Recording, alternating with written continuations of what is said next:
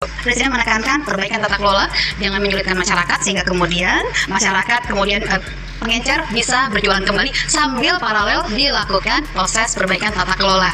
Proses bagaimana para pengecer ini bisa masuk menjadi bagian dari sistem, yaitu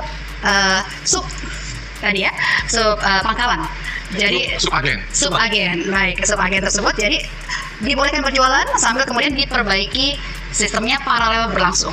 Terkait kisruh gas LPG 3 kg, pemerintah menekankan agar supaya jangan memberatkan rakyat dengan melakukan perbaikan tata kelola agar penjual eceran bisa berjualan kembali dengan syarat harus masuk sistem yang sudah dibuat oleh pemerintah agar supaya pemerintah bisa mengontrol pedagang eceran, yang mana menurut pemerintah adanya kebocoran yang sangat besar di subsidi gas LPG 3 kg itu terjadi di pedagang eceran, sehingga akan ditertibkan kembali sesuai sistem yang dibuat oleh pemerintah. Ya, ini kan juga menambah keanehan baru, karena pengecer itu per hari ini tentu tidak punya alat ya kan? Iya, artinya tidak punya nomor induk sertifikat usaha atau apapun. Kalau mau ya semua pengecer, Mbak, harus diinvestigasi dan diajarin. Kalau kamu mau jujur, tanyalah apakah para pengecer itu punya smartphone. Belum tentu, rata-rata mereka itu yang dipakai adalah stupid phone kok. Nggak ada WA-nya, nggak ada internetnya. Gimana mereka mau top up dan mendaftarkan bagaimana usaha mereka yang kemudian bisa mendeteksi?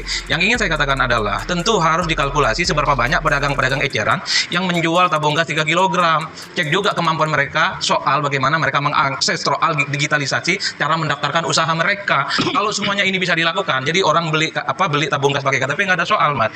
Namun dengan adanya sistem yang dibuat pemerintah untuk penjual eceran akan menambah beban, yang mana tidak semua pengecer menggunakan smartphone dan ahli di bidang digitalisasi. Seharusnya menurut pengamat politik Adi Prayitno, pemerintah harus melakukan kalkulasi seberapa banyak penjual eceran yang menjual gas LPG 3 kg dan juga melakukan survei kepada para penjual eceran seberapa banyak yang mampu atau paham menggunakan digitalisasi nantinya untuk bisa mendaftar dan melaporkan terkait usahanya dengan sistem yang dibuat oleh pemerintah. Ya, ini kan juga di bawah itu karena memang niat hanya ingin bertahan hidup lillahi ta'ala, nggak mikir sampai harus menggarong negara dengan kebocoran-kebocoran itu.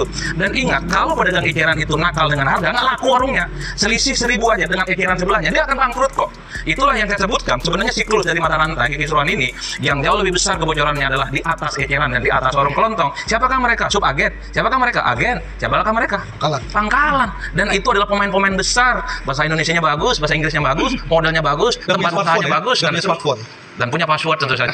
Kalau memang pemerintah melihat kebocoran yang sangat besar itu terjadi di penjual eceran, dipastikan penjual eceran tersebut akan bangkrut. Karena pada kenyataannya menurut Adi Prayitno, apabila penjual eceran ada yang nakal memainkan harga, secara otomatis warungnya akan sepi. Dan Adi Prayitno menegaskan bahwa adanya kekisruhan terkait adanya kebocoran yang sangat besar itu terjadi di atas warung eceran atau kelontongan, yaitu kepada subagen, agen, dan pangkalan.